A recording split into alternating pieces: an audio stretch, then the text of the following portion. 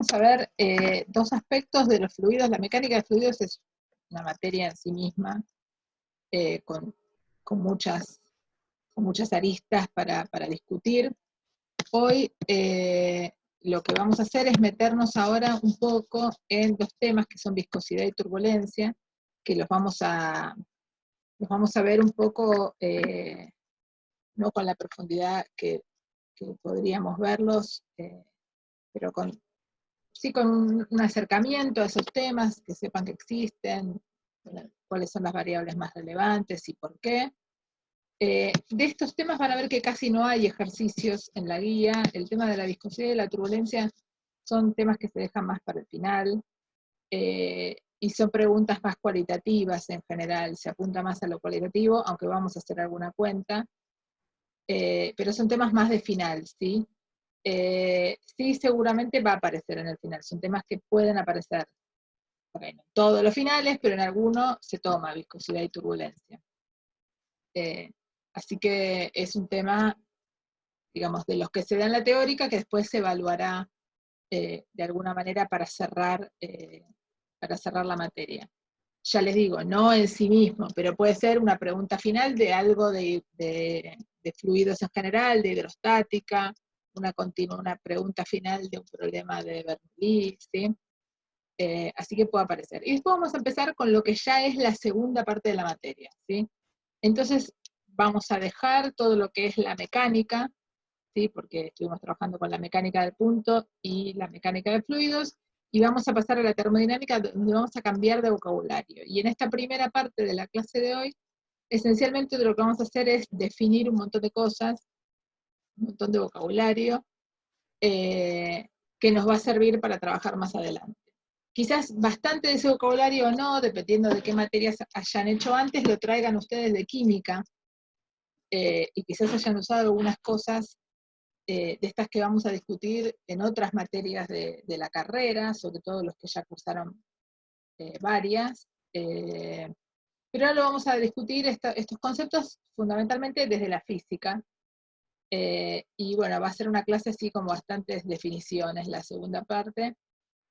También súper importante, y también de las cosas que se suelen evaluar en final, recién la clase que viene yo creo que nos vamos a meter más con ejercicios y con cuestiones que van a hacer en la práctica. Pero bueno, no hay problema, porque hoy todavía ustedes van a ver con Juan, si no me equivoco, que va a explicar hoy, van a ver parte de simplemente de ejercicios de hidrostática. Van a terminar de cerrar esa guía, ¿está bien? Entonces, bueno, si no hay preguntas, largamos, ¿qué les parece? Bien. Entonces, vamos a tratar de cuantificar, o les voy a explicar primero cuál es el problema que tenemos, ¿sí? El problema que nosotros queremos, ¿se acuerdan que cómo empezó? Cuando empezamos hablando de la mecánica de fluidos y de los elementos de fluido y bla, bla, bla, nos preguntábamos, por ejemplo, cuál era la fuerza que el fluido ejercía sobre cuerpos, cuál era la fuerza que el fluido ejercía sobre el fondo de un frasco, etcétera, ¿sí?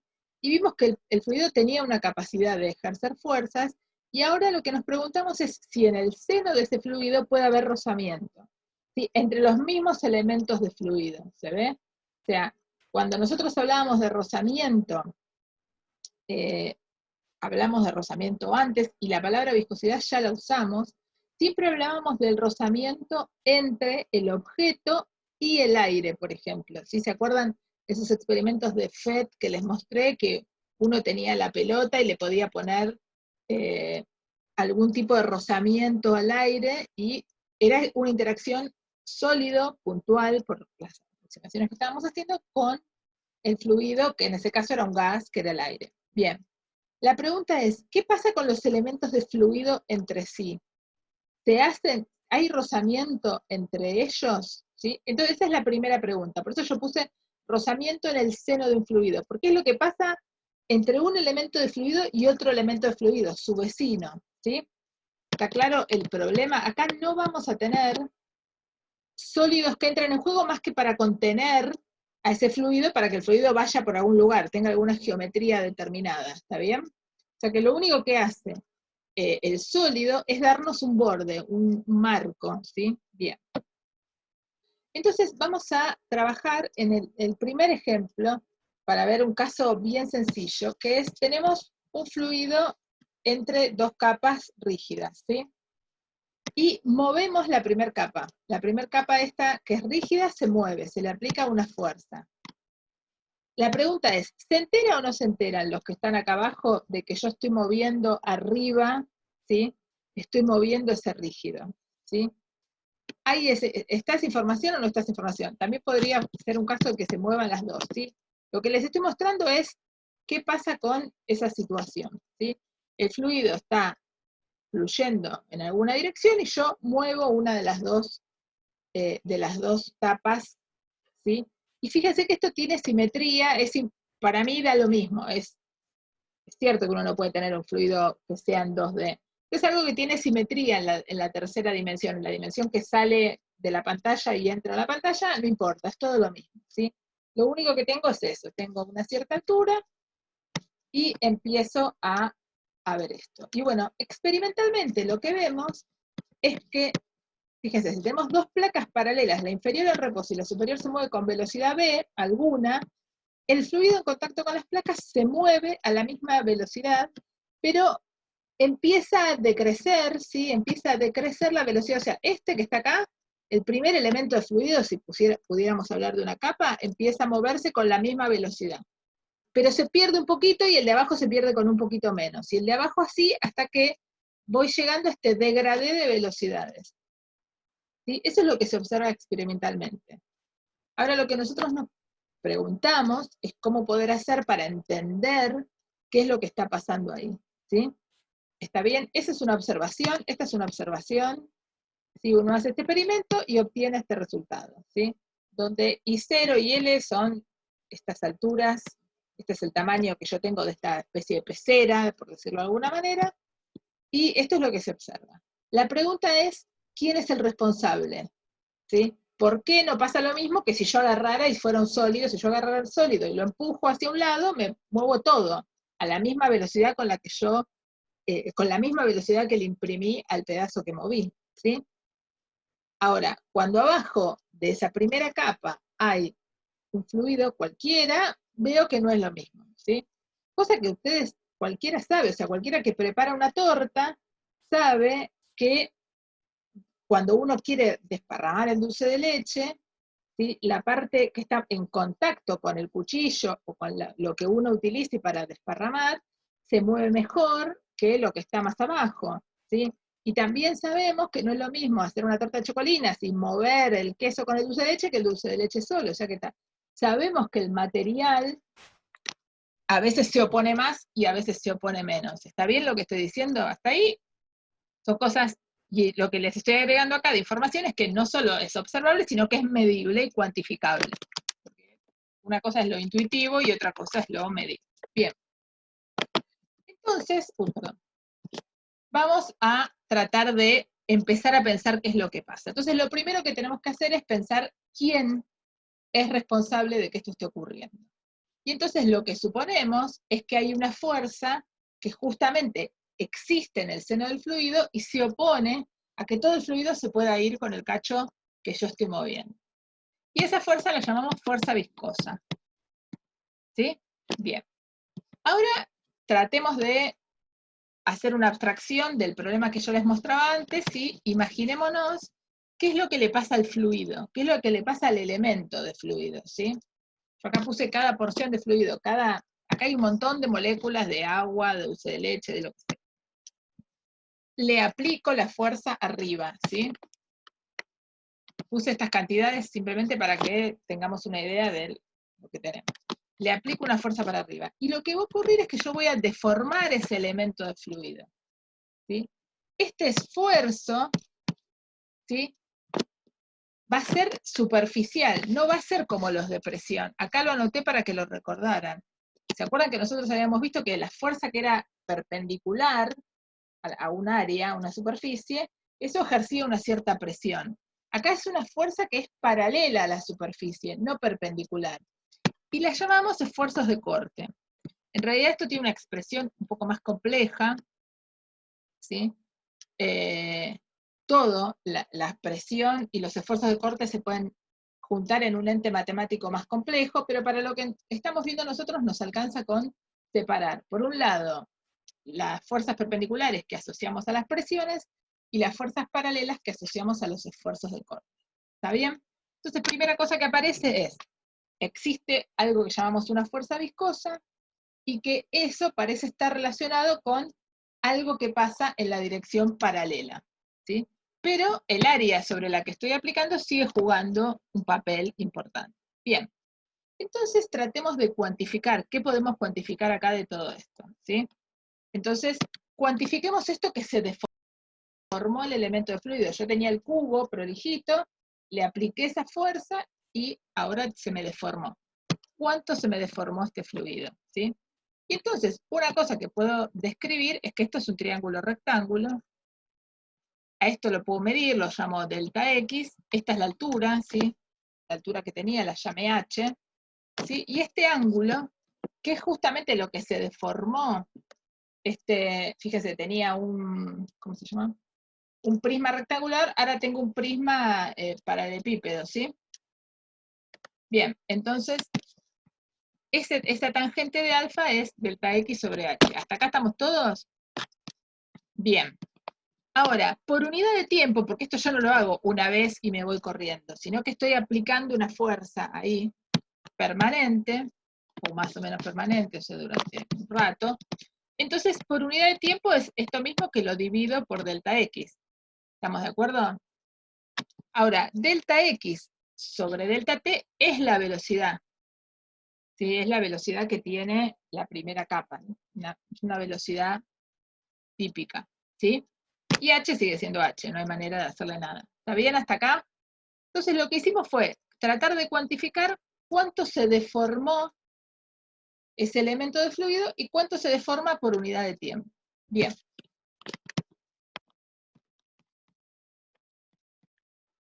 Y vamos a definir el coeficiente de viscosidad, y esto es una definición para nosotros, ¿sí? No hay nada de lo que dije hasta ahora que podría habernos llevado a esta definición. Claramente, sí, a priori uno dice, bueno, me doy cuenta que si no hubiera viscosidad no hubiera ocurrido esa deformación, ¿sí? Entonces voy a tratar de cuantificarla. Voy a tratar de ver qué meto, qué información meto ahí, ¿sí? Y entonces digo, bueno, cuánto se deformó puede ser una cantidad relevante. Pero todo lo demás es medio complicado con lo que acabo de decir de verlo, ¿sí? Para nosotros va a ser una definición este coeficiente de viscosidad, y va a ser el esfuerzo de corte, es decir, el esfuerzo que yo apliqué para deformarlo, dividido la deformación que apliqué por unidad de tiempo, ¿sí? Y por eso fíjense que acá les puse las tres rayitas para que sepan que es una definición, ¿sí? Esto parece una pavada, pero imagínense dentro de 4 meses, estén en marzo, ustedes estudiando para esta final, no se van a acordar por ahí de esto, y se van a volver locos tratando de ver cómo llegué acá, ¿sí? No hay es una definición, ¿está claro? Por eso la simbología es tan importante. Una vez que yo definí de esta manera el coeficiente de viscosidad, puedo hacer mal cálculo y es lo que vamos a seguir haciendo hasta ahora. ¿Está bien? Pero acá, importante este signito, que no es casual que lo haya usado yo. Bien, entonces fíjense, esto uno lo puede escribir más cómodamente, ¿no? Porque puedo pasar esto multiplicando, B0 sobre H, y me queda entonces que la fuerza esta, paralela, se puede escribir como el coeficiente de viscosidad por el área en la que le apliqué, por la velocidad inicial, ¿sí? Por la altura, ¿sí? O sea que la fuerza está relacionada con qué profundidad tengo, ¿sí? El área sobre la que estoy explicando y el coeficiente de viscosidad, ese numerito que también va a tener influencia en lo que pasa, ¿sí? Bien. Esto vale solo en estos casos, en los cuales la velocidad es fácil de expresar. En casos más generales, que vamos a ver más adelante, esta es la expresión más general. O sea, lo que siempre sabemos es que las fuerzas, los esfuerzos de corte, siempre se escriben como la viscosidad por el área y una variación de la velocidad en la dirección de interés, en la dirección en la que yo sé que va a haber influencia, ¿sí? Fíjense, ¿por qué en este caso no hay diferencia en lo que pasa en la coordenada que sale hacia mí o que entra hacia la pantalla. Porque eso es infinito, no se entera el fluido. Si yo moví toda el área, ¿sí? ¿Quién se va a enterar que yo estoy moviendo el área? La tapa de arriba. Imagínense que tengo una caja gigante y le muevo la tapa de arriba. El fluido que esté más abajo. Y en esa dirección, que es la dirección I, en este caso yo lo llamé I, es donde voy a tener que contabilizar estos efectos de la viscosidad. Las otras direcciones son simétricas para mi problema, entonces no va a haber ningún problema, ahí no va a pasar nada. ¿Está bien? Y la viscosidad, como es una cantidad que caracteriza al tipo de fluido, tiene sus propias unidades, ¿sí? Que no son nada bellas, pero son fáciles de cuantificar, porque fíjense, si uno dice, bueno, si esta es la definición, perdón, si esta es la definición de viscosidad, entonces ya está, la escribo de esta manera, fíjense, acá lo escribí un poco mejor, pasé esto, lo di vuelta porque está dividiendo, y otra vez fíjense que acá les volví a poner el símbolo de definición, y esto les queda Newton por segundo sobre metro cuadrado. ¿Sí? Mayormente es la unidad que se usa, o sea, es una unidad de derivada, ¿sí? Vamos a ver en un ratito más que en general, salvo que gente que trabaja muy particularmente con viscosímetros o cosas muy particulares, usa una unidad derivada de esta que se llama Poise, o Poise, pero para la gente que trabaja en mecánica de fluidos usa la viscosidad como esas unidades y ya está. ¿Por qué? Porque en general eso le queda después cómodo para escribir otras ecuaciones. La viscosidad, fíjense que nosotros acá escribimos, cuando escribimos las ecuaciones de conservación la semana pasada, escribimos la ecuación de conservación de la energía y la ecuación de conservación de la masa. ¿Sí? La ecuación de conservación de la energía, ¿se acuerdan que es la ecuación de Bernoulli? Y la ecuación de conservación de la masa la llamamos continuidad. Hay otra ecuación más de conservación que nosotros no escribimos en esta materia porque tiene una expresión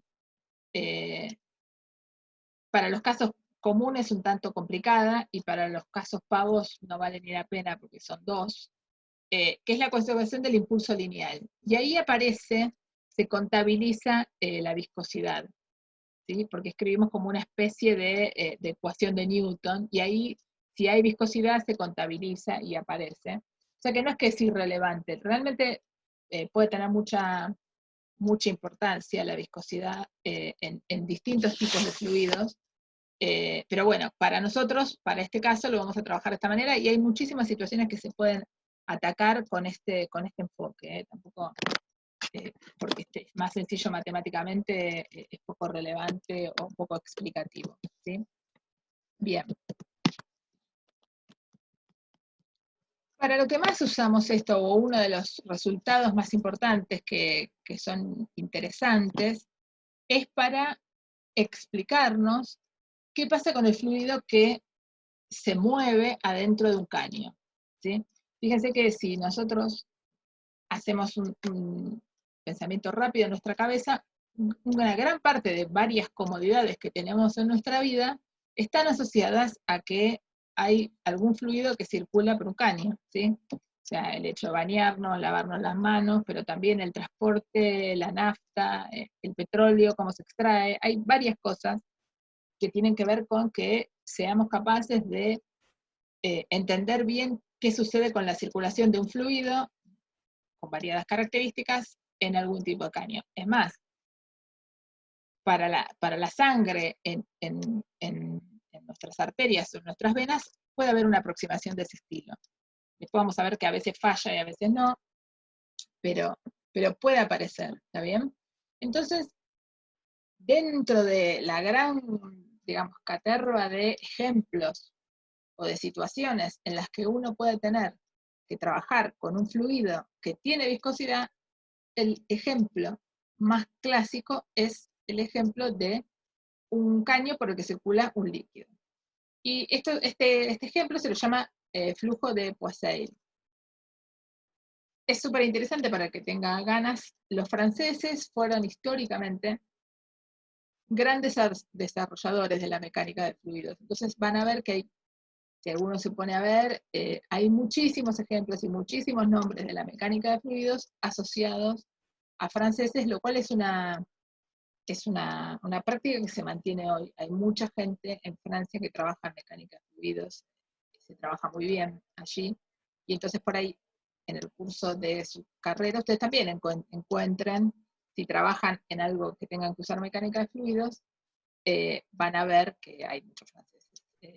Es una tradición muy grande de la escuela francesa. Bien. De hecho, no sé si en los papers que les voy a mostrar hoy, pero en algún otro hay bastante. Bien. Entonces, lo primero que quiero es contarles el ejemplo, el caso. Esto lo vamos a ir discutiendo después. Yo lo puse acá porque pienso, cuando preparo mis transparencias, pienso dos cosas. Pienso en la persona que está y me escucha, y en el que no, y lee, y entonces necesita un pantallazo, y quiero que esto sirva tanto para estas clases como para como para algo que estudien dentro de un mes cuando estén preparándose para el final. Por ahí no sirve esta forma de escribirlo, no estoy diciendo que sea la perfecta.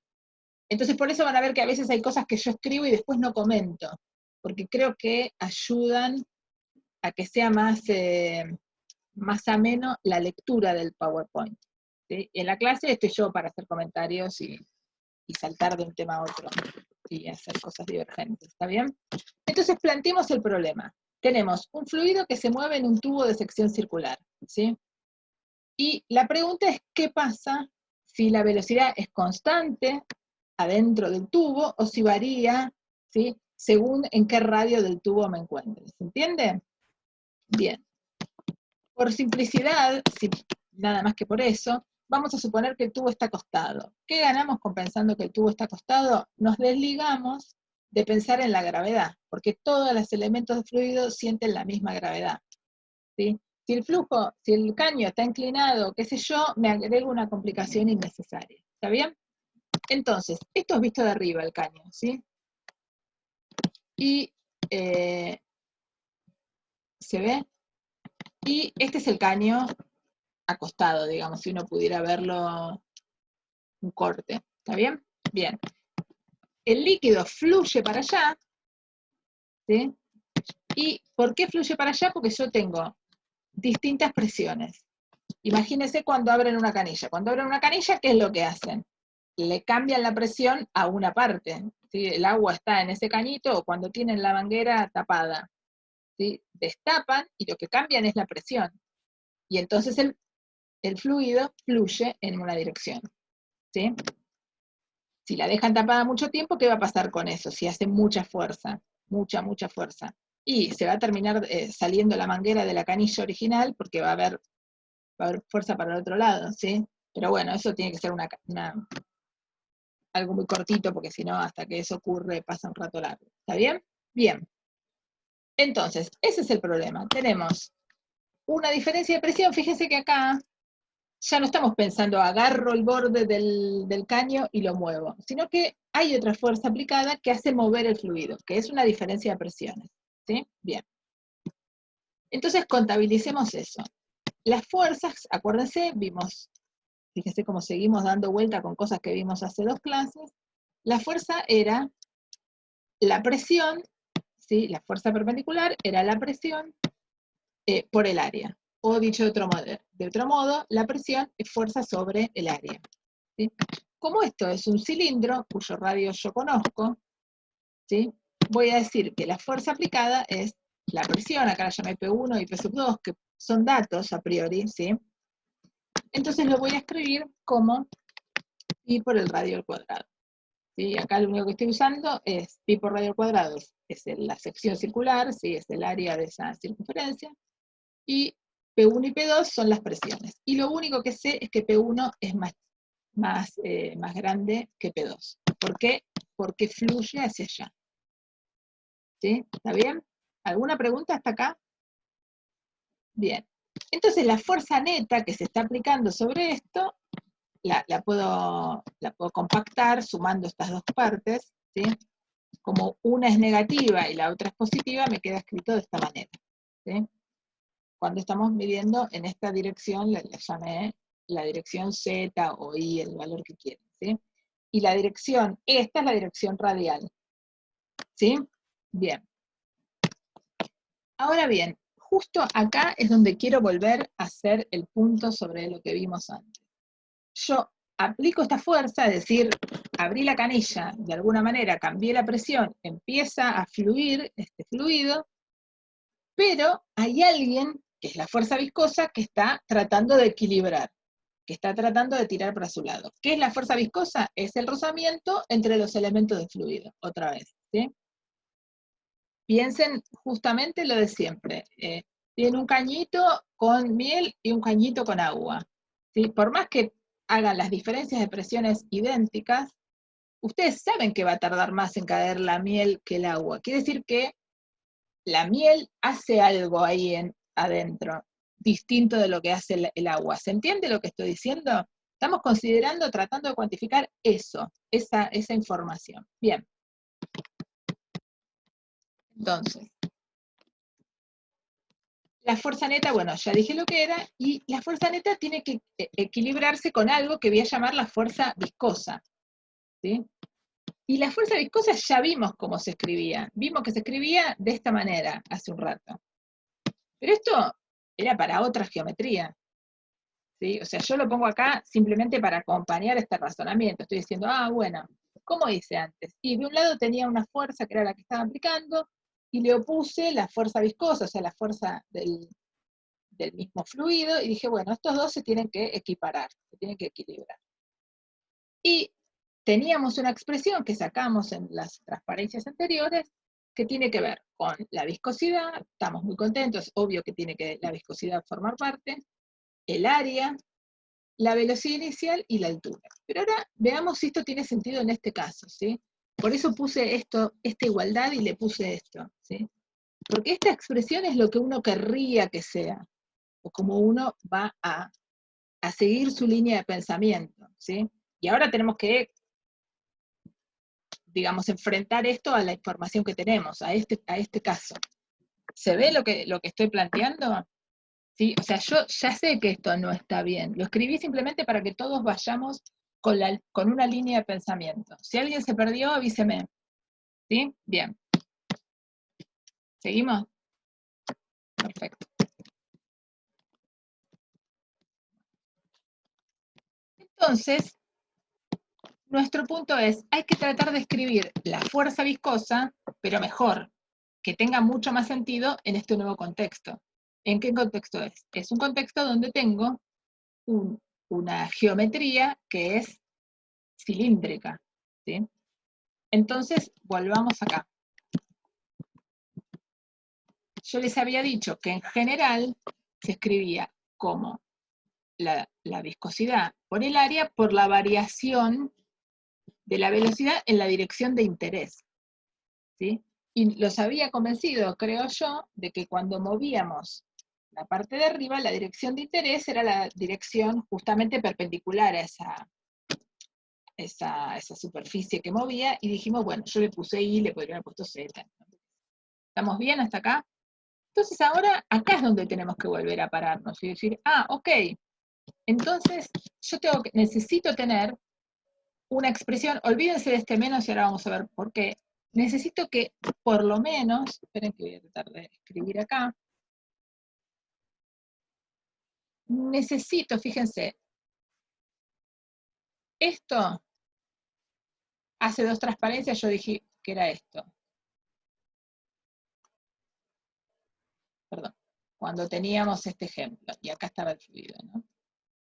Bien, entonces, ¿ahora qué pasa? Ahora tengo un problema, que es un problema de simetría cilíndrica. Y los que se van enterando, digamos, de que el fluido tiene su cierta viscosidad, ¿quiénes son? Son las capas que están más adentro, ¿sí? De los bordes esos, ¿sí? Que son los que están fijos, ¿sí? Tengo unos bordes fijos, hago una diferencia de presión y se empieza a mover. ¿Y cómo se mueve el fluido por adentro? ¿Sí? ¿Se entiende lo que está pasando? Ustedes tienen el caño así y tienen el líquido adentro, y la pregunta es, ¿el líquido cómo va a caer? ¿Va a caer así? ¿Va a caer las gotas? ¿Va a ser así? ¿Sí? ¿Cómo va a ser la velocidad de los elementos de fluido acá adentro? Y sabemos que este borde y este borde, como están quietos, van a imponer ciertas restricciones, pero adentro la velocidad va a ir variando de alguna manera. ¿Cómo va a ir variando? Es lo que queremos saber, ¿sí? Es lo que estamos tratando de averiguar, ¿bien? Entonces, pensando en esto y pensando en esta situación que tenemos, en la que tenemos este eje que lo llamaré Z, y este eje que lo puedo llamar R, que es la coordenada radial que da vuelta, ¿sí? A ver si es esto, ¿no? No sé si se entiende. A ver, voy a borrar un cachito.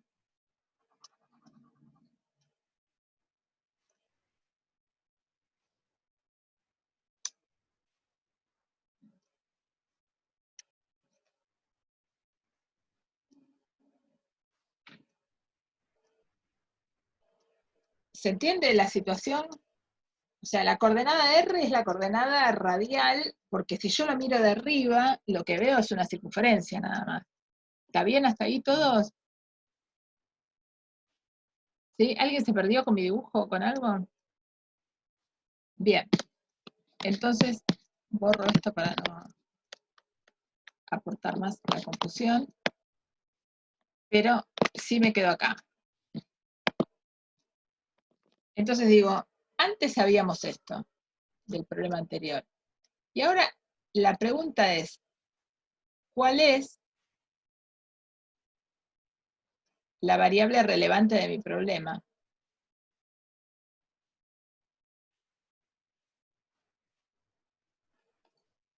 Y evidentemente ya no puede ser la I, porque ¿quién es I? Si estoy en coordenadas cilíndricas, ¿sí? Estoy en unas coordenadas que el caño para mí es como si fuera infinito, y lo único que veo es que adentro depende de cuán cerca esté del centro o cuán lejos esté del borde, ¿sí?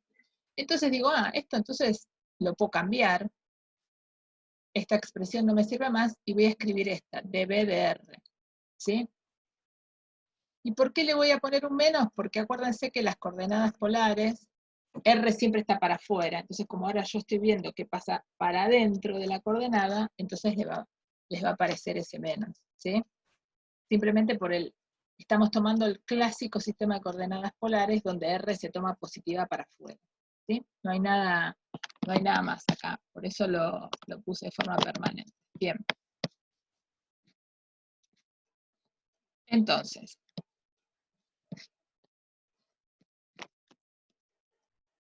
esta expresión, volvamos a esto, esta expresión es una expresión empírica,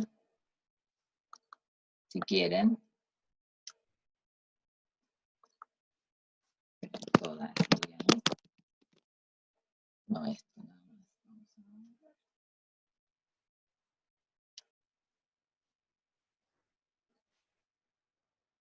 Todo esto es la expresión empírica en geometría cilíndrica. ¿Está bien? Bien. Y ahora, nada, simplemente hay que empezar a escribir las cosas que son, que conozco, ¿sí? Esta es la fuerza externa.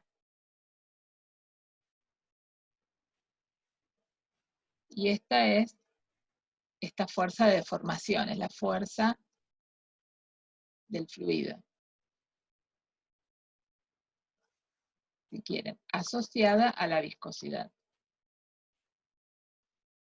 ¿Sí? O la fuerza, pongamos en el seno del fluido.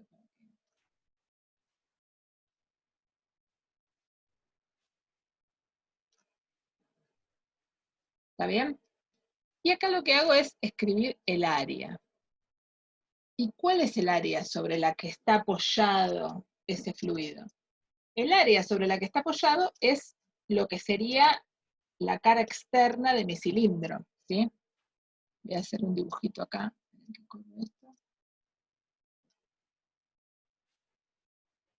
Si yo tengo un cilindro así,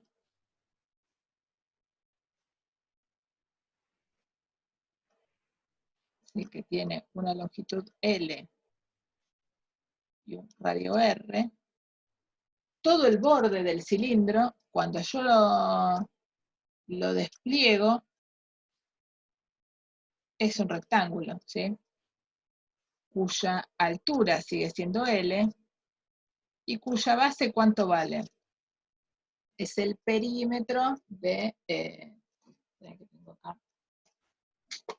Esperen que busco un papelito, así lo hacemos.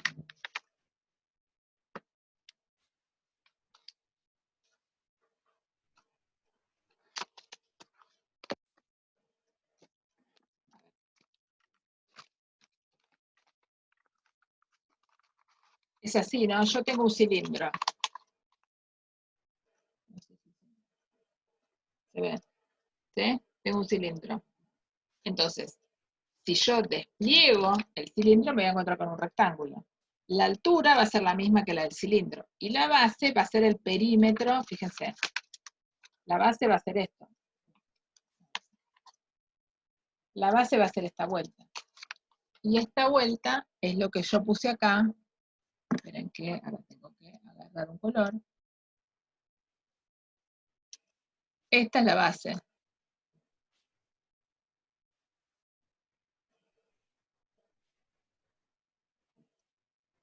Y esta es la altura.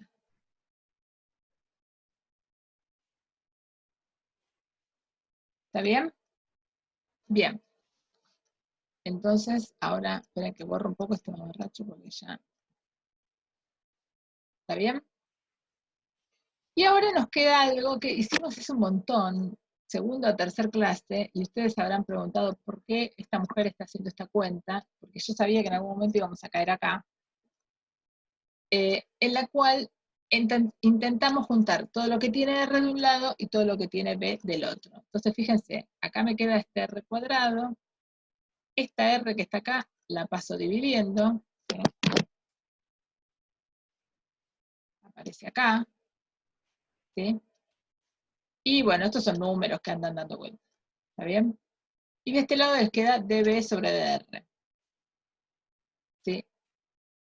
Uno simplifica acá, esta se te va con esta, y te queda esta expresión que está acá,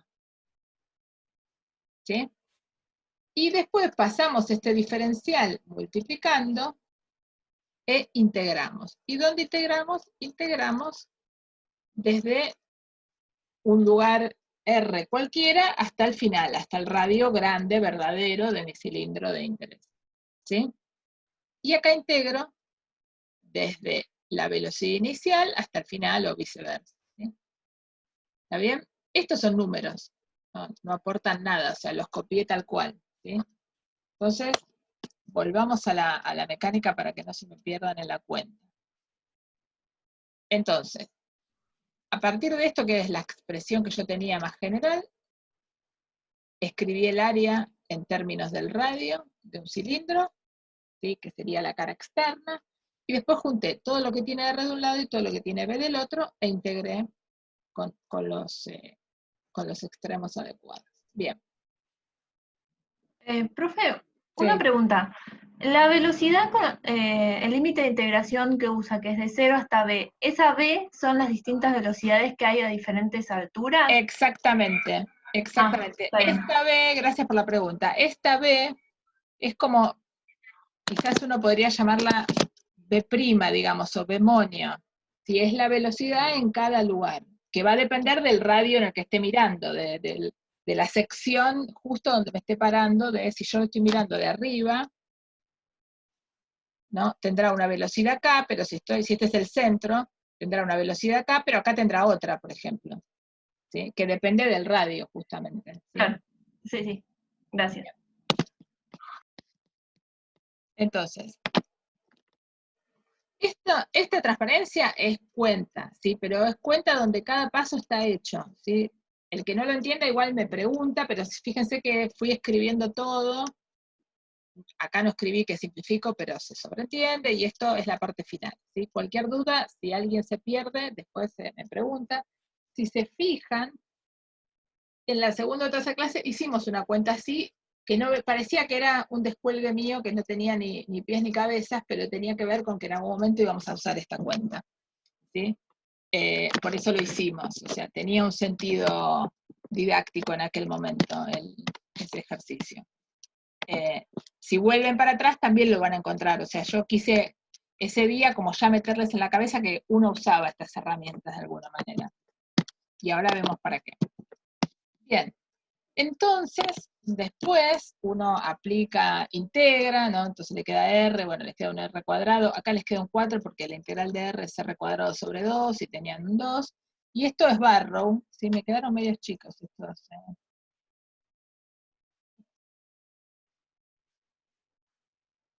Esta es la regla de Barrow, y estas rectas no sé qué dice, que me quedaron medio chicas, ¿sí? ¿Se entiende? O sea, ya integré, pero todavía me falta evaluar. Y después evalúo, entonces, bueno, entre uno y otro, y acá como dice la compañera, cuando evalúo me queda B de R, que si yo fuera más precisa la tendría que haber llamado bemonio de R, pero para no generar una cantidad infinita de variables, me interesaba esto. Lo importante es que, fíjense, si P1 es dato, como les decía, P2 es dato, la viscosidad es dato, la longitud es dato, y R es dato, les queda que la velocidad tiene un perfil parabólico, ¿sí? Un perfil de este estilo. Entonces, cerca del borde la velocidad es más chica y cerca del centro la velocidad es máxima, ¿sí?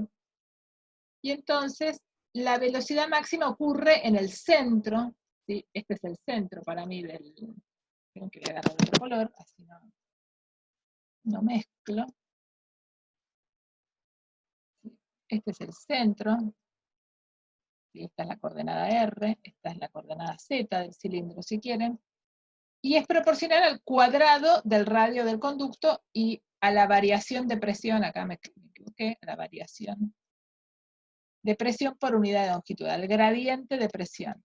Entonces fíjense, volvamos a mirarlo ahora.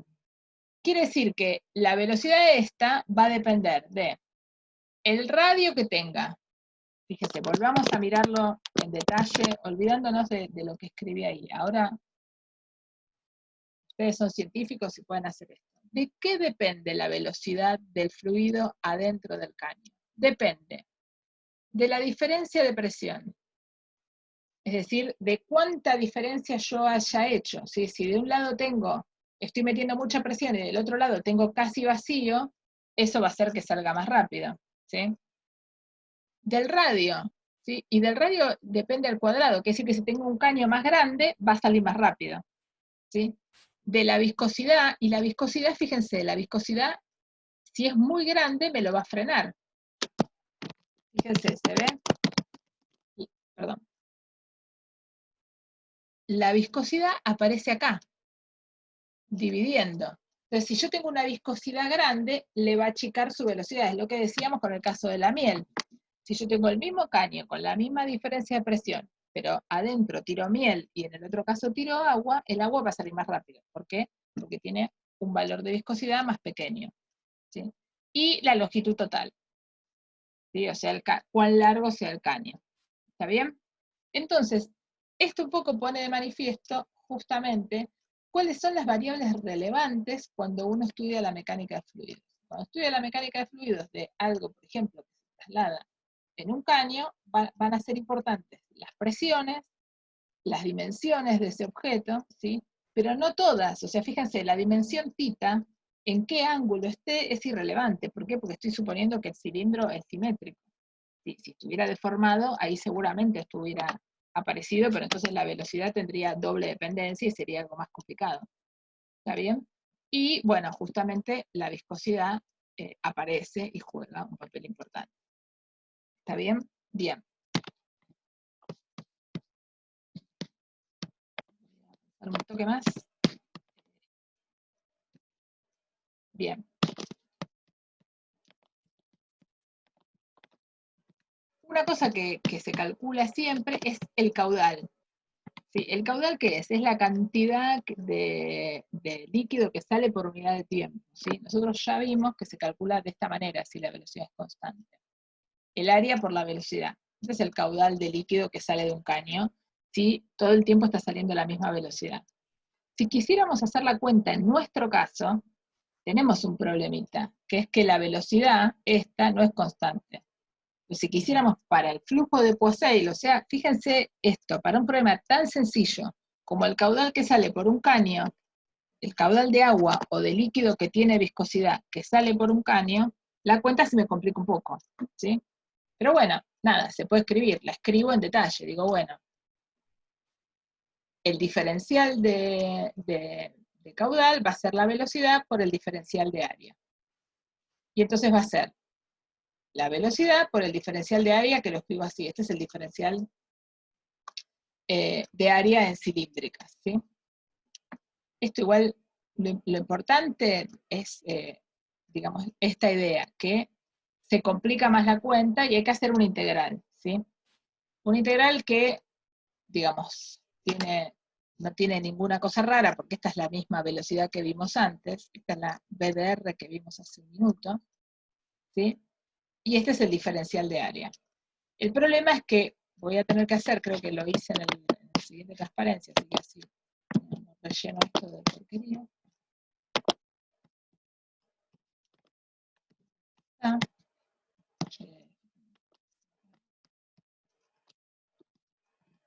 Bien. Entonces, fíjense, lo único que hice acá, yo sé que esta transparencia es intimidante, porque tiene más cuentas que no sé qué, pero escribí un montón de veces algo que cualquiera de ustedes seguro que se pone a hacerlo en un cuaderno y lo hace más rápido.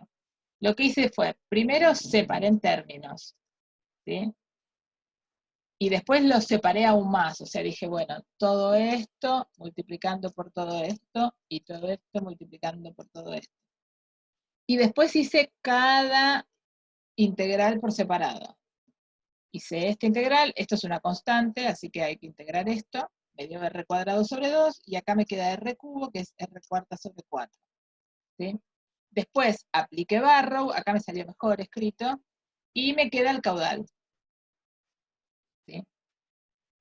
La idea es que vean que el caudal justamente otra vez está asociado a el radio, pero la cuarta, porque justamente aparece la superficie, que también va como r cuadrado, y la diferencia de presiones, cosa que ya sabíamos. Si la diferencia de presiones será grande, voy a lograr que salga más caudal por unidad de tiempo, más líquido por unidad de tiempo.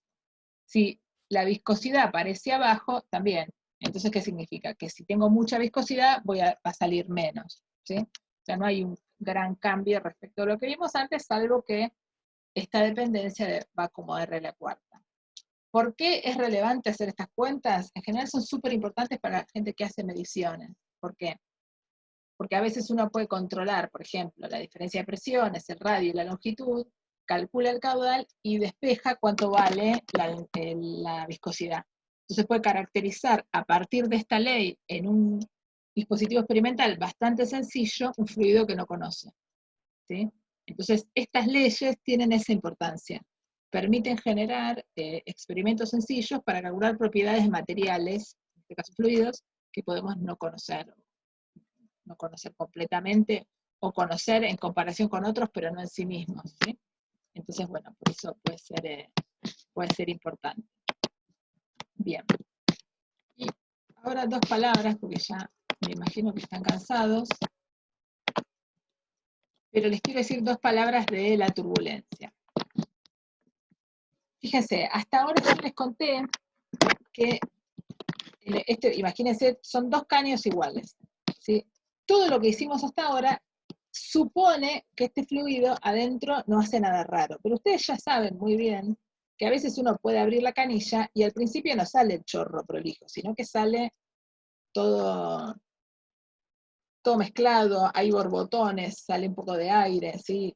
Puede haber más problemas. Entonces nosotros sabemos, en realidad, esto es difícil de probar con lo que estuvimos viendo hasta ahora, pero sabemos que el fluido tiene dos comportamientos bien distintos según esté en su fase laminar o en su fase turbulenta, ¿sí? Y lo que además sabemos es que si está en la fase turbulenta se nos hace muy complicado predecir qué es lo que va a pasar con él, ¿sí? Es muy difícil predecir qué va a pasar con un fluido que está en su fase turbulenta, ¿sí? ¿Por qué? Porque hay un montón de escalas importantes y se torna mucho más difícil de describir. En fluidos se usa muchísimo definir números adimensionales que nos permiten caracterizar o tunear qué tipo de fluido podemos tener o en qué condiciones estamos.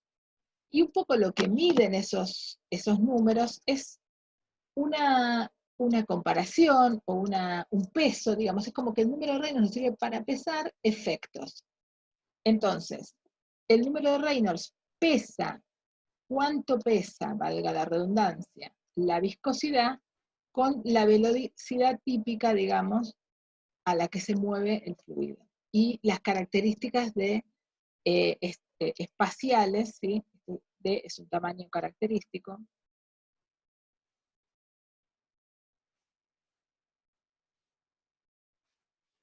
¿Sí?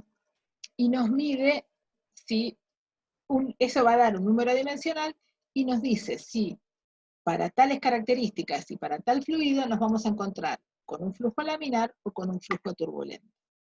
¿Sí?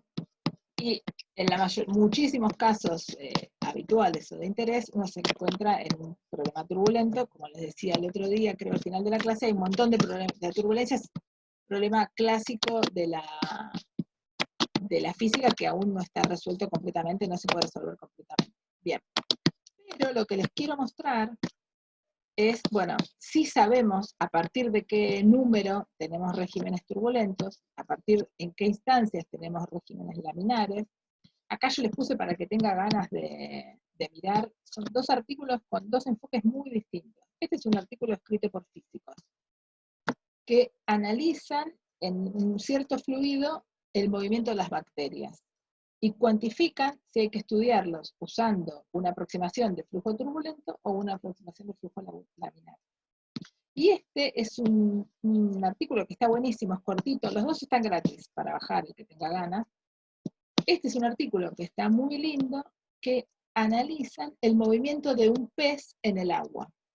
Entonces dice, bueno, un pez que tiene tales características, es un pez particular, que ellos saben que el tamaño máximo es tal, y en el agua con tal salinidad, entonces su viscosidad es tal, analizan también si si el nado de ese pez en ese fluido se puede pensar como laminar o turbulento. Los dos son lindos, el primero está escrito por biólogos, quizás les interese más, quizás el vocabulario les sea más accesible, sobre todo va más relacionable con lo que ustedes ya saben. A mí me costó más, y este es más físico, pero los dos están buenos, como para ver algún ejemplo.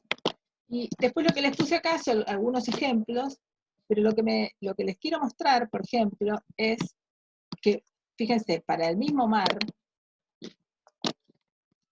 un pez chiquito puede moverse en ese mar pensando que el fluido es laminar, pero una ballena en ese mar tiene un número de Reynolds,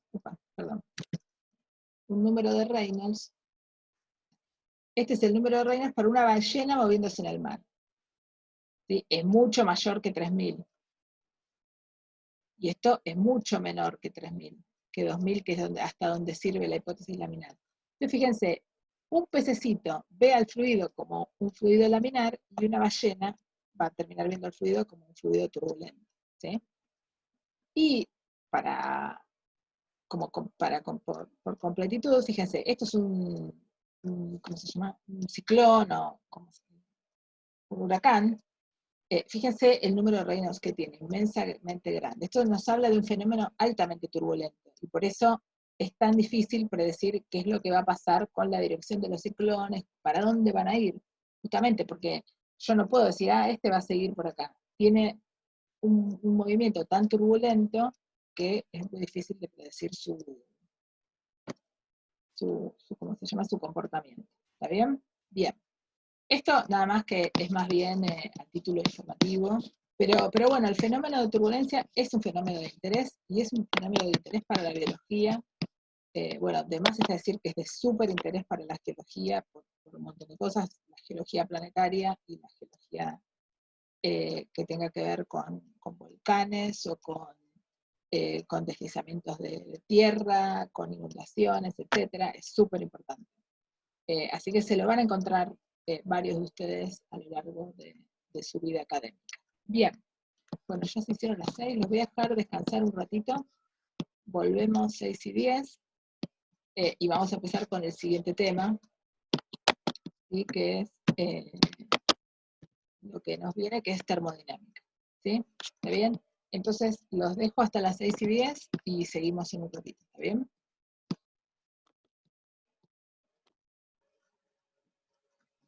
Esta segunda parte, entonces, de la materia, es la parte de termodinámica, ¿no? Y es una parte súper importante de la física, súper activa de la física, pero al mismo tiempo es una parte donde confluyen o convergen el mundo microscópico y el mundo macroscópico. ¿Por qué? Porque a lo largo de esta materia vamos a ver, de esta parte de la materia, vamos a hablar de temperatura, vamos a hablar de estados de la materia, vamos a hablar de calor, que son propiedades conocidas de hace mucho tiempo, con cantidades macroscópicas que los científicos conocían antes de conocer cómo era la estructura de la materia, antes de pensar cómo era la estructura de los gases, ¿sí?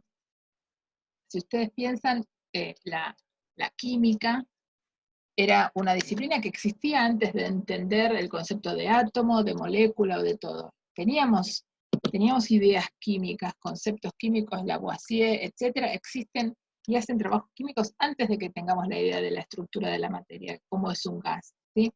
Y en la termodinámica justamente es donde convergen estos dos mundos, el mundo de lo macroscópico, de lo que sabemos y podemos calcular sin saber el detalle de cómo es la materia, y este conocimiento fue un conocimiento muy útil y muy prolífico para la ciencia hasta principios, fin del siglo XIX y principios del siglo XX, y esta persona que les muestro acá, que es Boltzmann, fue la persona que hizo ese link, que hizo esa conexión entre el mundo microscópico, que tiene un correlato macroscópico en cantidades termodinámicas, ¿sí?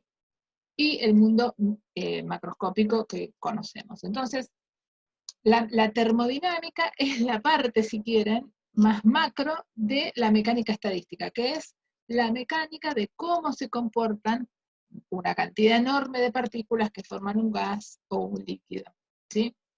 Nosotros no vamos a ver la mecánica estadística es mucho más complicada y entran muchos más efectos, entran los efectos cuánticos de los tipos de gases que están involucrados, etc. Pero sí está bueno saber que este link existe. Este tipo, Boltzmann, fue un tipo muy discutido, le discutían mucho estas ideas. Justamente, ¿por qué le discutían mucho estas ideas? Y porque todos los conocimientos químicos de la termodinámica estaban muy asentados. El tipo venía a querer mirarlos desde otro lugar y le costó mucho eso. Era un tipo muy torturado, se terminó suicidando, y esta es su tumba donde pusieron la fórmula fundamental de su laburo, que es una fórmula que justamente describe la entropía en función de algo que tiene una componente microscópica, y esta que es la constante de Boltzmann, que es la constante, bueno, que mismo describe, que vamos a usar alguna vez en las clases. ¿Está bien? Entonces, un poco esto para presentarles un paneo de esta área, de la cual nosotros nos vamos a quedar mirando lo macro. Y casi todo lo que vamos a hacer va a ser fenomenológico y macroscópico, ¿sí? Pero hay un correlato muy fuerte desde la mecánica estadística para ver lo micro de estos efectos, ¿sí?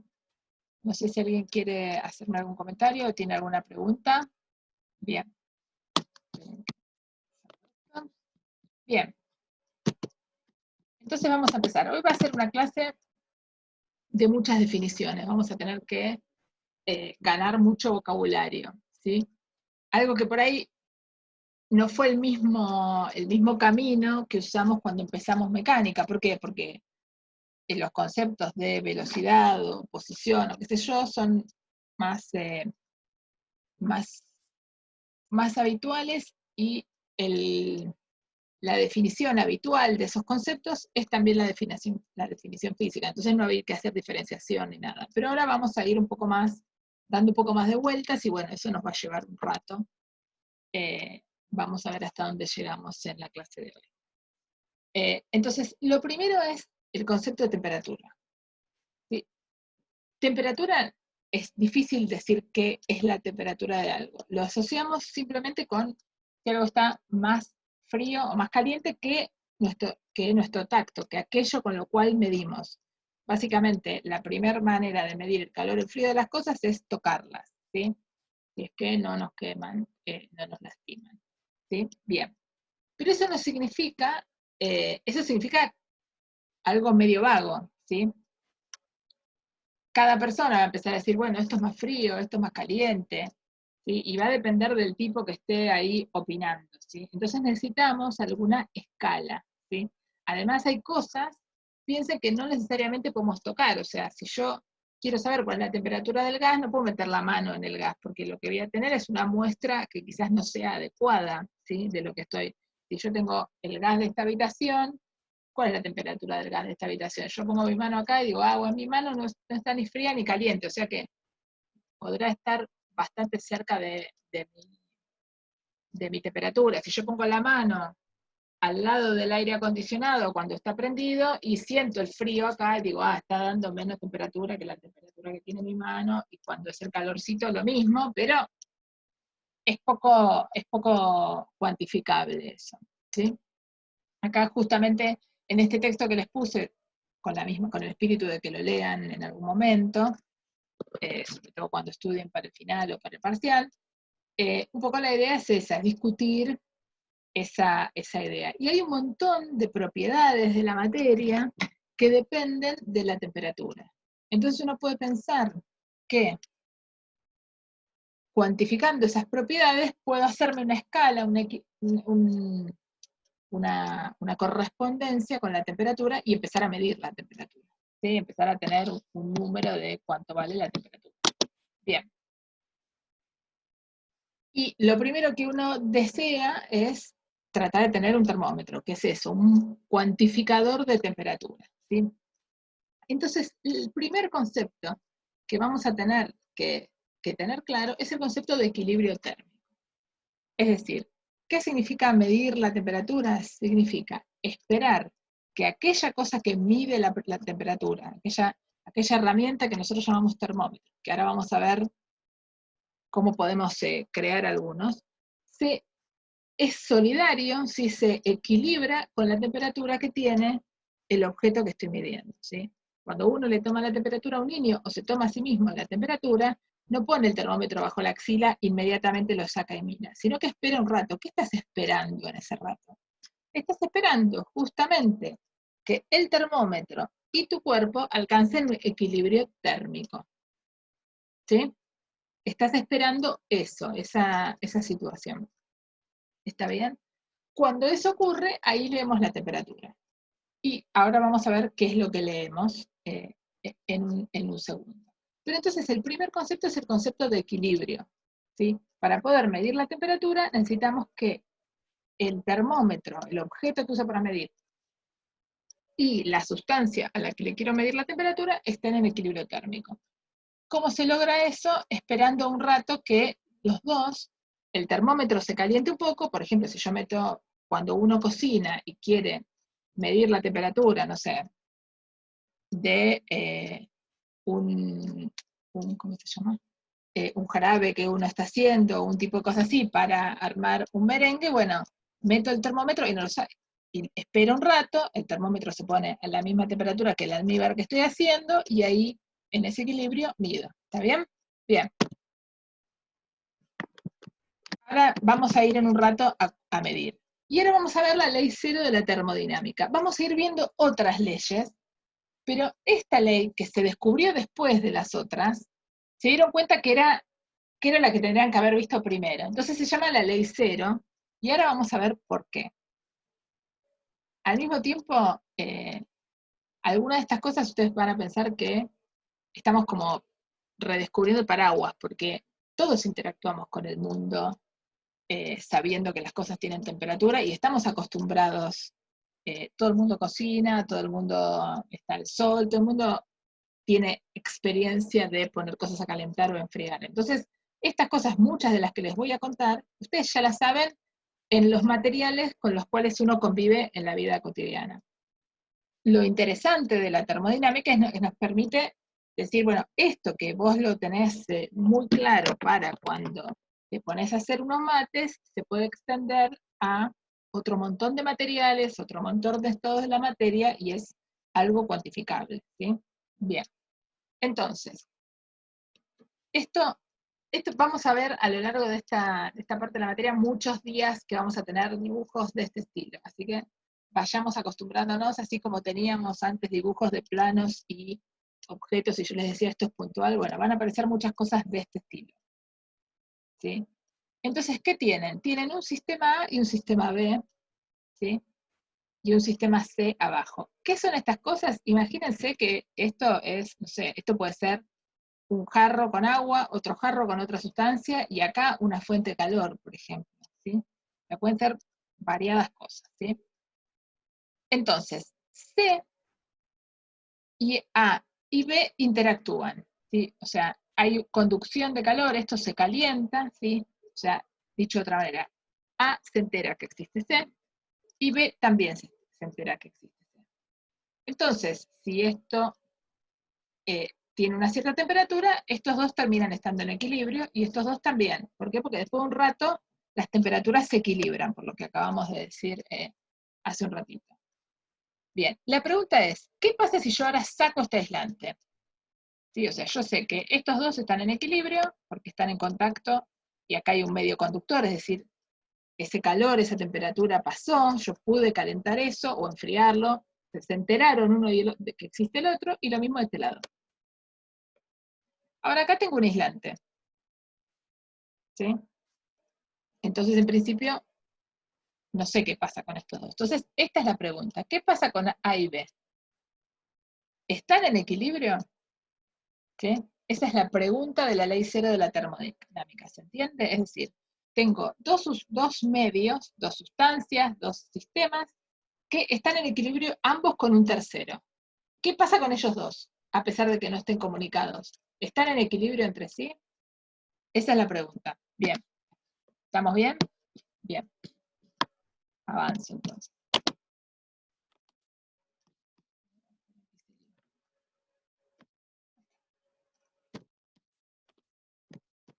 Bien. Entonces,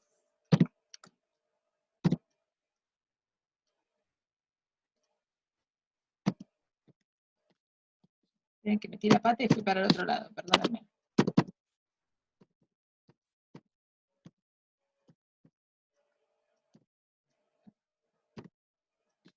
Bien, entonces primero saquemos estos mamarrachos que hice, y ahora sí sigamos con lo que les estaba contando. Entonces fíjense, si yo aíslo esto, meto un aislante acá, este ya estaba en equilibrio con C, porque para eso hice el experimento anterior, B ya estaba en equilibrio con C por el experimento anterior, y ahora pongo un conductor acá. ¿Qué va a pasar? ¿Va a haber intercambio acá? Y vemos, cuando hacemos el experimento, encontramos que nada cambia, es decir, no hay cambio de temperaturas entre A y B. ¿Qué significa eso, que no haya cambio de temperaturas entre A y B? Esto que puse acá. Si inicialmente C está en equilibrio con A y con B, lo que habíamos dibujado antes, A y B forzosamente tienen que estar en equilibrio entre sí. Estén comunicados o estén aislados. ¿Por qué? Porque ambos estaban en comunicación con C. ¿Sí? Eso es bastante fácil de ver. O sea, si estamos 2 personas o 3 personas en una habitación, por ejemplo, ¿sí? Para hacer un ejemplo de la vida cotidiana. Si esa habitación está muy fría, es probable que las 2 personas, aunque no estemos en contacto, sintamos frío, ¿sí? Y si nos ponemos en contacto, no nos vamos a dar calor mutuamente, ¿sí? Si estamos en un lugar que está muy calefaccionado, cuando yo me ponga en contacto con una persona que estaba en el mismo lugar que yo, no me va a pasar frío esa persona. la única manera de que una persona me entregue frío a mí, si entra a una habitación donde yo estoy calefaccionada, es que esa persona venga de un lugar frío. Y si viene de un lugar frío, no estaba en equilibrio térmico con el medio C. ¿Se entiende el ejemplo? Me parece que es bien válido, porque así está claro que hay un montón de situaciones donde uno tiene cosas a temperatura ambiente, todas en principio están a la misma temperatura. Si uno las pone en contacto entre sí, ¿sí? No va a cambiar la temperatura. ¿Sí? Ahora, distinto pasa, por ejemplo, cuando uno, no sé, tiene azúcar y el té hecho, ¿sí? Y esas dos cosas no están, están en equilibrio con el ambiente, pero el té está más caliente, no está en equilibrio, no se enfrió todavía. ¿Sí? Si pasa un rato y el té está en equilibrio con el ambiente, cuando yo le meta el azúcar no lo voy a poder calentar ni enfriar. ¿Está bien esto que estoy diciendo? ¿Se entiende el ejemplo? Bien. Párenme si no, si ven que algo no cierra. Entonces, esta es la ley cero. Y esto les va a servir, esto parece una estupidez, o sea, parece una obviedad y estos ejemplos que yo les estoy dando, pero después, cuando empiecen con las guías, van a encontrarse justamente cosas así, el sistema A, el sistema B, y les van a hacer preguntas, y uno va a tener que justificar por qué dice que la temperatura de A es la misma que la temperatura de B, si están aislados, por ejemplo. ¿Sí? O sea, vuelvo para atrás. Este sistema, al final, por la ley cero de la termodinámica, yo sé que estos dos están en equilibrio. Perdón. ¿Y por qué sé que están en equilibrio estos dos? Y porque están en equilibrio ambos con el mismo sistema. ¿Sí? Si cada uno estuviera en equilibrio con sistemas diferentes, no podría decir nada de ellos. ¿Está bien? Bien. Se ve, me pareció como que había pausado el compartir. Alguien que me diga si siguen viendo o escríbanmelo en el chat. Se ve lo mismo que estaba antes, ¿no? Bien, genial, perdón. Me apareció como un mensaje en amarillo y pensé que había dejado de compartir. Bien, bien. Bueno, genial, entonces sigamos. Si pasa algo, Chille, avísenme por favor. Bien. Entonces, avancemos. Bien. Entonces, justamente esta idea del equilibrio termodinámico y esta ley cero de la termodinámica es la que también justamente nos puede ayudar a medir temperaturas, ¿sí? ¿Por qué? Porque si yo sé de alguna manera que, perdón, que sí, un montón de ventanitas acá para dibujar.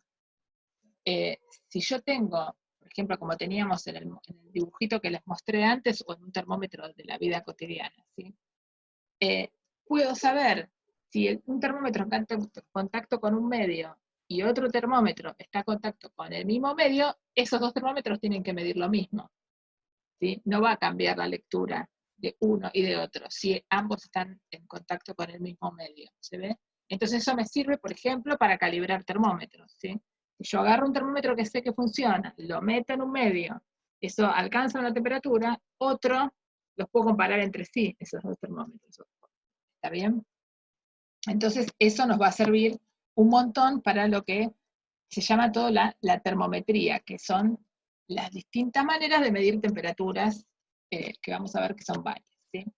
Entonces, ¿y qué significa estar en equilibrio? Algo que venimos discutiendo, y yo vine diciendo varias veces, pero que lo escribí acá para que quede definitivo. El equilibrio térmico, ¿cómo se cuantifica? Se cuantifica diciendo que esos dos objetos, esos dos medios, esos dos sistemas que estoy estudiando, tienen la misma temperatura. ¿Sí? Entonces, básicamente, dos sistemas están en equilibrio térmico si tienen la misma temperatura. ¿Sí? Y entonces, bueno, ahí en eso consiste ¿cómo se llama? La idea del termómetro, y justamente lo que les agrega acá es, en realidad el termómetro no mide la temperatura de otra cosa. ¿Qué es lo que mide el termómetro? Yo agarro el termómetro, lo pongo debajo de mi axila, y el termómetro se mide su propia temperatura. Si alcanza 38 grados, es porque ese es el equilibrio que alcanzó con mi cuerpo. ¿Sí? Entonces, lo que mide el termómetro es su propio equilibrio, digamos, por decirlo rápidamente, ¿sí? Bien.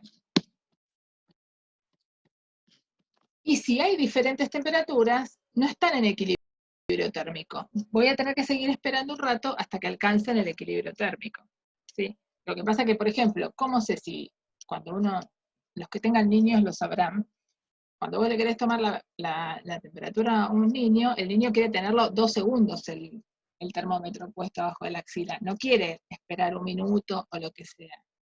Pero si no alcanza el equilibrio térmico, lo que vas a sacar de ese termómetro no es información relevante, porque no es la temperatura, no vas a medir el equilibrio, ¿está claro?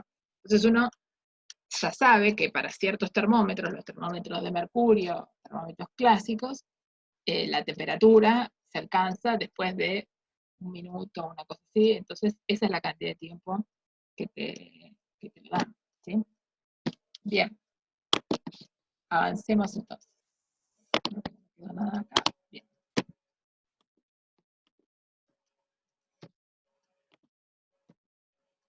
Entonces ahora vamos a el problema, ¿sí? O sea, hasta ahora, ¿qué sabemos? Sabemos que existe la primera propiedad, que es la temperatura de las cosas, que sabemos que para medir la temperatura o para cuantificar la temperatura de algo, necesitamos que lo que yo tengo para medir y ese algo estén en equilibrio, pero ahora lo que necesito es una escala también, porque una cosa es decir, bueno, la temperatura va subiendo, porque yo cada vez lo tengo más caliente, pero ¿cuánto va subiendo? ¿Cómo va subiendo? ¿Sí? Entonces lo que necesitamos es una escala. ¿Sí? Entonces acá vamos a repasar 2 escalas típicas, que son de súper importancia, mayormente porque la mayoría de los instrumentos con los que nos vamos a encontrar en el trabajo científico funcionan en estas escalas. El primero es los grados Celsius, que antes se llamaban centígrados también, que es la unidad de temperatura que usamos nosotros. En Argentina es la unidad legal para medir las temperaturas, entonces es la temperatura con la que nos informan la temperatura de la atmósfera, ¿sí? Es la temperatura también de los termómetros, es la temperatura con que nos dan las recetas para poner la torta en el horno, ¿sí? Ese tipo es la temperatura con que nos venden un refrigerador o un calefactor, el freezer, etc. ¿Sí? Bien. Ahora, ¿de dónde sale eso? ¿Cómo hago de dónde está esa escala? ¿Qué es el cero en esa escala? ¿Sí? En esos grados Celsius. ¿Hasta qué valor máximo puede llegar? Si hay algún valor máximo, ¿de dónde sale? ¿Sí? ¿Está bien? Esas son todas las preguntas que uno se puede hacer. O sea, ¿cuál es la escala? ¿Cuál es el mínimo? Si lo hay, ¿cuál es el máximo? Etc. Bien. Entonces, básicamente, todas las escalas, todas, requieren que nosotros tengamos algún tipo de medición clásica o medición típica o medición estándar, estandarizada, mejor dicho. En los grados Celsius, 0 grados es el punto de congelamiento del agua. Y 100 grados es el punto de ebullición. En el medio, entre 0 y 100, yo hago mi escala. ¿Sí? Entonces, cuando yo digo que algo tiene 37 grados, es porque dije, bueno, tengo un termómetro. ¿Qué hago? Me pregunto, no sé, tal sustancia, por ejemplo. ¿Sí? Le mido el 0, es 0. Cuando el agua está en punto de congelamiento, pongo el 0, hago una rayita. Después, la sustancia que tenga, que se estira, que se modifica porque eleva la temperatura, dejo que se caliente el agua esa, y cuando el agua está por ebullir, hago otra marquita. Y digo, bueno, de acá hasta acá, esta longitud, es lo que me mide la variación de 100 grados. Si ahora la longitud crece en el doble de esto, se debe estar pasando a 200 grados. Si la longitud es la mitad de esto, voy a saber que estoy en 50 grados, y así. Obviamente, va a ser tan bueno mi termómetro como buenas sean mis divisiones, ¿sí? Como buenas, si yo puedo hacer miligrados o lo que sea, voy a tener mayor precisión. Eso ya lo vieron en el lago, en los primeros días para medir longitudes, pero bueno, se aplica para acá. Y hay una escala que se llama los grados Fahrenheit, que es la escala estándar en Estados Unidos, y hay muchísimas herramientas que ustedes pueden llegar a utilizar que van a estar escritas en Fahrenheit. Hay muchísimos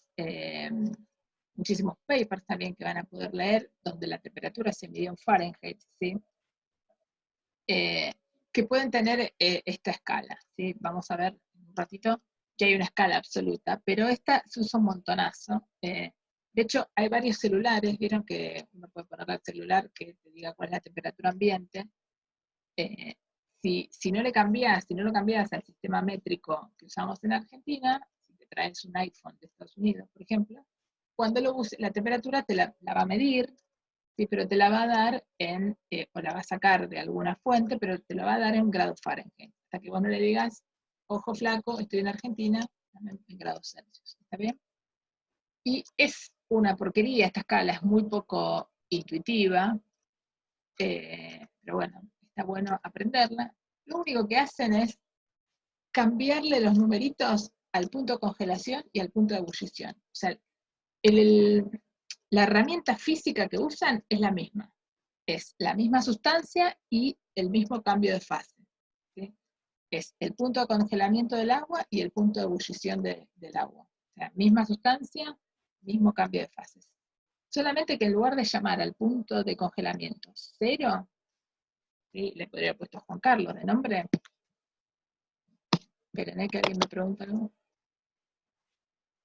Es que no sé por qué se creó esta escala absurda, no tengo idea por qué crearon esto con estos números. No, es una buena pregunta, voy a ver si para la próxima lo averiguo. Porque además son números que no, a priori no tienen demasiada relación con nada. Le pusieron 32 grados, ¿sí? Sería el Fahrenheit, sería el punto de congelamiento, y 212 el punto de ebullición. ¿Sí? Y después, obviamente hay que hacer una escala lineal entre uno y otro, ¿sí? Y uno puede pasar de uno a otro, ¿sí? Lo cual es muy útil para cuando uno, por ejemplo, se vayan a hacer el doctorado o el postdoc a Estados Unidos, si quieren saber cuál es la temperatura, cuando les digan it's freezing, porque hace 34, van a tener que decir qué significa 34 Fahrenheit. Y es casi 32, 32 es 0, bueno, hace mucho frío, ¿sí? Y así. Parece una pavada, pero, como les digo, los problemas de la comunicación entre científicos que están formados en países que tienen distintas unidades para las mediciones son comunes. Ustedes seguramente no habían nacido, pero ahora como unos 25 años ya, hubo un telescopio Hubble súper famoso. El primero que mandaron, hubo un problema con el tamaño de los espejos porque las personas que lo diseñaron en metros, y los que interpretaron en pies, que es unidad típica en Estados Unidos, y le pifiaron por 1/3. Entonces, bueno, nada, por eso es relevante y por eso lo comentamos. Seguramente quizás en los ejercicios no aparezca, ¿sí? Pero es parte de la formación de los científicos, saber cómo ir de una escala a la otra, y para esta parte de la materia es muy importante, y sobre todo para la aparatología que uno usa es muy importante, por eso le damos tanta bolilla. Vamos a ver que hay otros, ahora en un rato más vamos a ver que hay otras áreas, por ejemplo en la astronomía a uno mucho no le importa esto, porque en general tiene temperaturas más grandes y entonces usa otra escala, y entonces no te importa ponerte a discutir con un americano o con un inglés el tema de la temperatura, ¿sí? Pero para muchas cosas, cuestiones biológicas que sí se dan entre 0 y 100 grados, o sea que se dan en temperaturas relativamente bajas, es muy importante. Bien.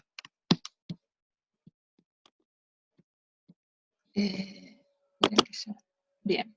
Y hay un montón de tipos de termómetros. Yo les quiero comentar, pero por completitud, nada más, para que sepan que existen, y sobre todo porque muchos de ustedes pueden terminar haciendo experimentos, y entonces está bueno saber esto.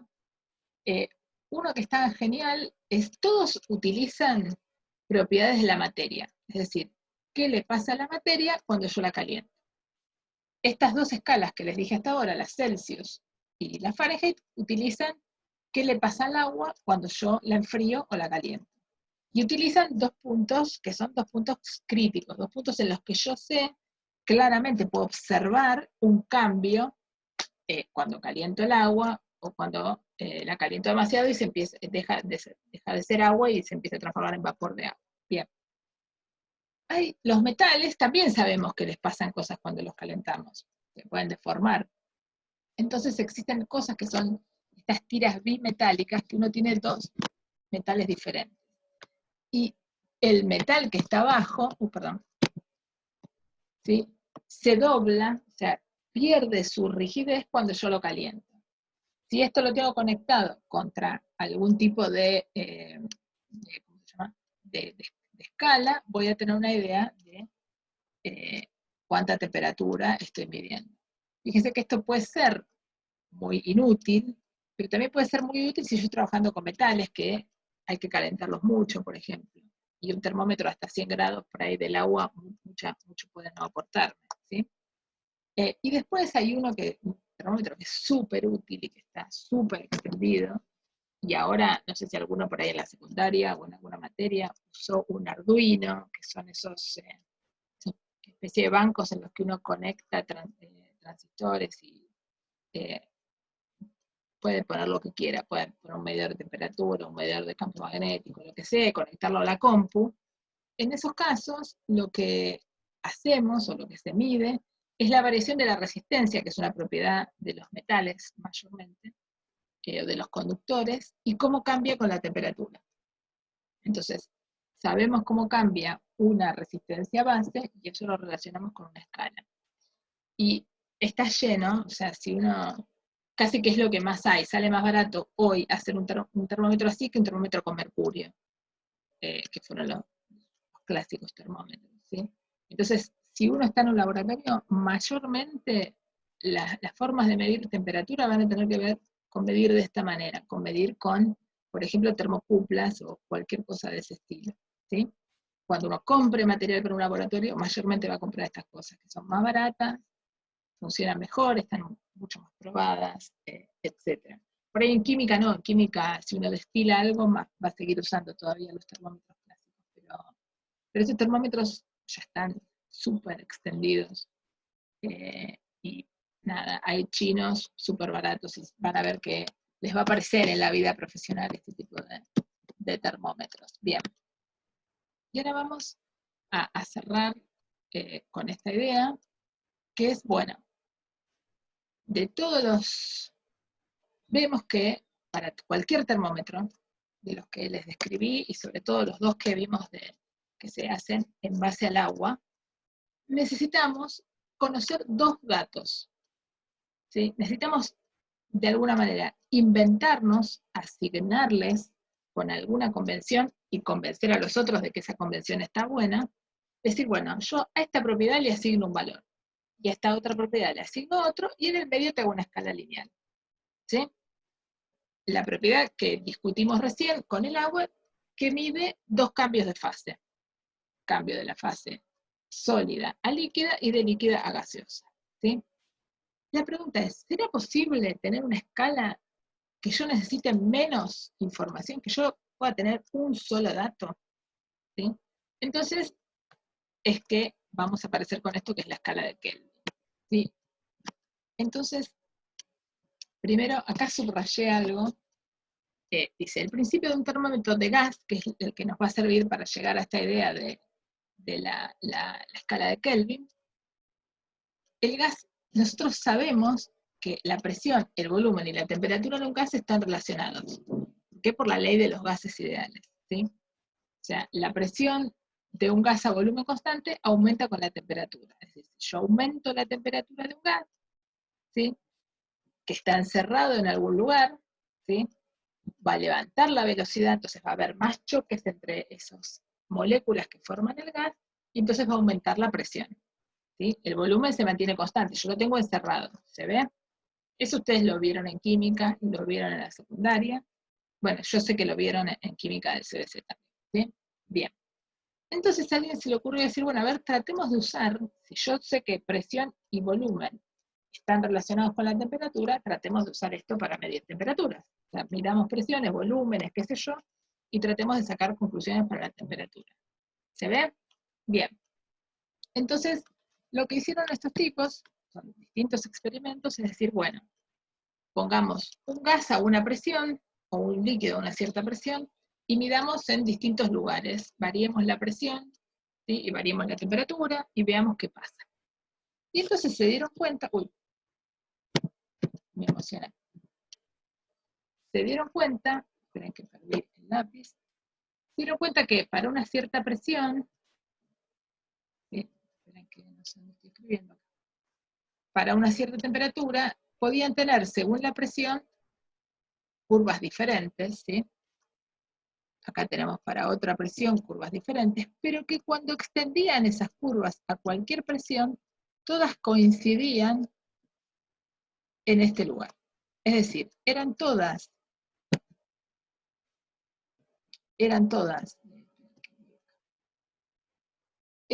curvas con distinta pendiente, ¿sí? Se ve esto, que cruzaban la ordenada en distintos lugares, pero que convergían acá, ¿sí? O sea, si yo iba bajando la presión, cuando tenía presión cero, todos tenían esta misma temperatura. Es decir, asociaron una cierta temperatura, ¿sí? Debe llamarse de crítica o de especial, con la presión cero. Y convergían todas, ¿sí? ¿Sí? ¿Se ve? Bien. Esto son 3 experimentos distintos. Fíjense, acá uno puede medir la temperatura y la presión. Estos son típicos termómetros de gas. ¿Sí? Esta es una fotito. Y bueno, acá tienen el gráfico para seguirlo. ¿Sí? Este es un lindo experimento para hacer. No podemos. Bien. Tienen que estar acá y seguimos.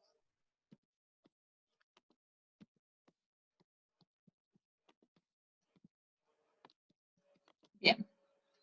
Esta temperatura extrapolada a la que uno llega, que yo la llamé algo especial, es una escala que se llama la escala de temperatura Kelvin, que creó un chabón que se llamaba Thomson, pero que era el Lord de Kelvin, o sea, ese era no sé cómo se llama, su reino, ¿sí? Y entonces, él lo que dijo es, bueno, uno puede sacar la temperatura en kelvins a partir de la temperatura en grados centígrados, sumándole ese número que sale de hacer los experimentos, una y mil veces, ¿sí? Para distintos gases, para distintas circunstancias. Y entonces la temperatura ambiente nuestra, medida en grados Kelvin, si es 20 grados, da 293, ¿sí?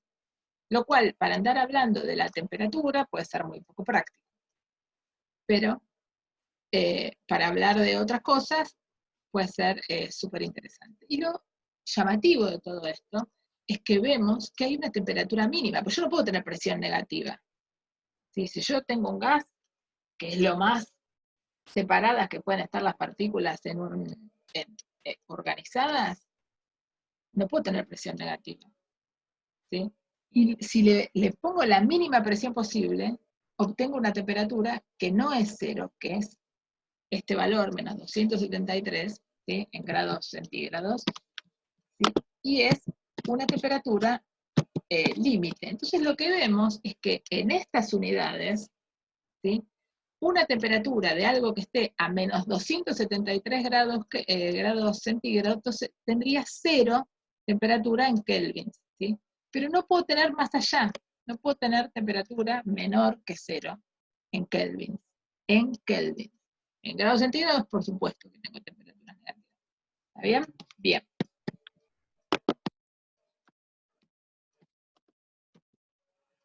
Bien. Y lo piola que tiene esto, o lo relevante, es que la temperatura de Kelvin, ¿sí? Como yo ya sé que tengo ese valor mínimo, ese valor al que todos van a converger, que lo saqué haciendo varios experimentos con distintas sustancias, con distintas presiones, qué sé yo, me simplifica mucho la vida. ¿Por qué? Porque para hacerme una escala en kelvins no necesito tener dos datos, dos puntos críticos. Yo sé que un punto es el mínimo, es este menos 273 en grados centígrados, ¿sí? Y el otro necesito que sea un dato de la realidad, que salga de la fenomenología y de la sustancia en que esté trabajando, que me importe, ¿sí? Entonces, obviamente por razones históricas y obras y de cantidad de material que uno tiene, siempre uno termina trabajando con el agua. Y entonces el otro dato es el punto triple del agua, el punto en el que coexisten, ¿sí? Esto quizás ustedes ya lo vieron en alguna materia, porque ustedes seguro, muchos de ustedes ya cursaron química y saben de química mucho más de lo que yo sé. El punto triple del agua, que es aquel punto donde conviven, ¿sí? Agua sólida, líquida y vapor de agua. Y eso se da solamente para una combinación de temperatura y presión, ¿sí? Con ese dato, que yo le tengo que asignar un valor a eso, le tengo que decir, bueno, esto vale tantos grados, le pongo una etiqueta, y usando la temperatura límite, esta límite que vimos, saco una escala mucho más robusta que la escala que usamos de grados Celsius. Igual la escala de grados Celsius es súper robusta a esta altura de los acontecimientos, porque nosotros tenemos muy bien estudiada el agua ya, ¿sí? Pero imagínense que uno quisiera hacer una escala con un material que no conoce mucho. Necesitaría para cualquier tipo de medición dos propiedades, medir dos momentos de la vida de esa sustancia. Así necesito una. Y después tengo esta temperatura límite. Por eso la escala de kelvins es tan importante, ¿sí? Y uno la va a usar muchísimo, y uno puede relacionar además la temperatura con presiones.